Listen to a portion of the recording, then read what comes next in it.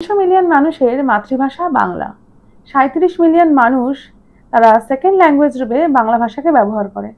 তাহলে নিশ্চয়ই জানতে ইচ্ছা করছে এই বাংলা ভাষা বলা বাঙালিদের উৎপত্তি কোথা থেকে। নমস্কার, আমি পৌলমী, চলে এসেছি আমার নতুন একটি ভিডিও নিয়ে। আজকে শোনাবো আপনাদের সেই ইতিহাসটা যে বাঙালিদের উৎপত্তি হলো কোথা থেকে। খ্রিস্টপূর্ব ৪র্থ শতাব্দীতে নন্দবংশের রাজারা আলেকজান্ডারকে পরাজিত করার পর বাংলার প্রথম স্বাধীন রাজা শশাঙ্ক বাঙালি রাজ্যগুলিকে প্রথমে একত্রিত করেন এবং পরে এই অঞ্চলে আসেন আরবীয়, পার্সিয়ান ও তুর্কিরা, ও তাদের সঙ্গে সঙ্গে আসেন কোল, ভিল, পুলিং, সবর, সাঁওতাল সম্প্রদায়ের মানুষেরা। অনেকে আবার মনে করে প্রাচীন মঙ্গল ও দ্রাবিড় উপজাতির সংমিশ্রণে তৈরি হয়েছে আজকের এই বাঙালি জাতি। পৃথিবীর বিভিন্ন প্রান্ত থেকে বিভিন্ন সময় বিভিন্ন জনগোষ্ঠীর সংমিশ্রণ ঘটেছে এই বাংলায়। তাই বাঙালিদেরকে বর্ণসংকর জাতি হিসেবে বললেও ভুল বলা হবে না।